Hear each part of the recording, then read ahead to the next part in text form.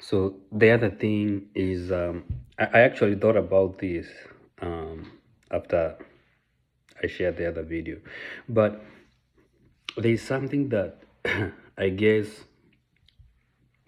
people have been made to believe. You even had me mwenyewe I bought to that lie, and that's why I speak about, do your own research, question what you believe, like ask question, dig deep, so that you get to know your own truth, and it's not the truth of a collective truth just because people believe this, you believe that. But basically, why do you believe that? So the main reason why me personally, I studied Jesus, and I guess the whole idea religion, I had to study it in a Jewish perspective, but also in a Hebrew perspective. So the funny thing, like, kuna so much Western influence, and so, like, let me give you an example. So you see, in most things, um, like, I remember growing up, like, Jesus was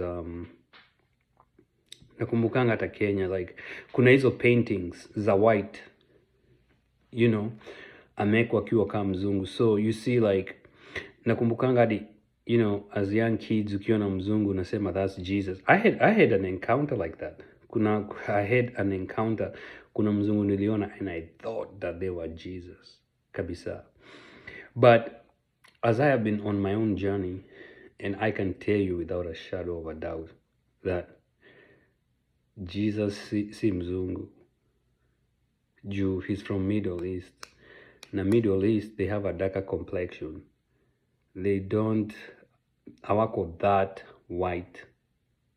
But you see, this is something that, like, I had to, like, when I discovered that, and so I had to also go read, like, what are the, like, to understand the whole scripture, like his time period, his own beliefs. When I say his own beliefs, basically is that, he was raised up by a mom, but also there was also the culture of the day. You see what I'm saying? There was also a culture of the day, and we cannot omit that and come up with our own interpretations. At that time, I think it's first century, they had their own culture. So, like, wanasema ametoka from the tribe of Judah, so there was something to do with the tribe. You can read about the tribe of Judah, and you get to understand that. But that is something yenye mimi mwenyewe nilikuwa nimepigwa, walikuwa wamenificha white. I grew up thinking that, yeah, Jesus ni mzungu. And I remember, actually, kuna mzungu nilionanga and I started shivering juu sasa nilikuwa like, Yesu amefika. But I don't know why, I feel like it's mostly like, it's a brainwash.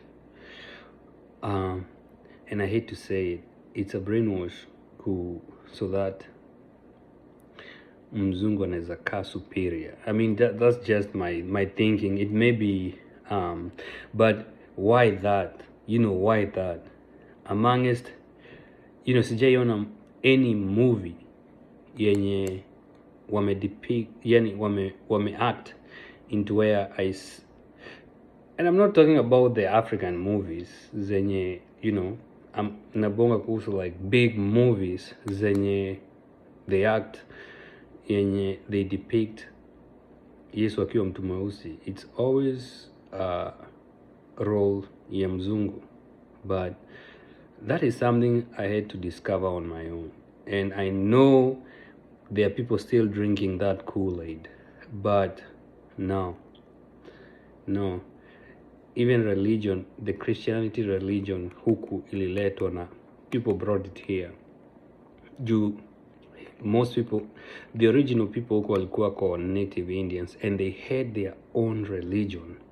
I would say they believed in spirit animals, spirit guides, they believed in all that until that idea was brought here. But I guess there's that this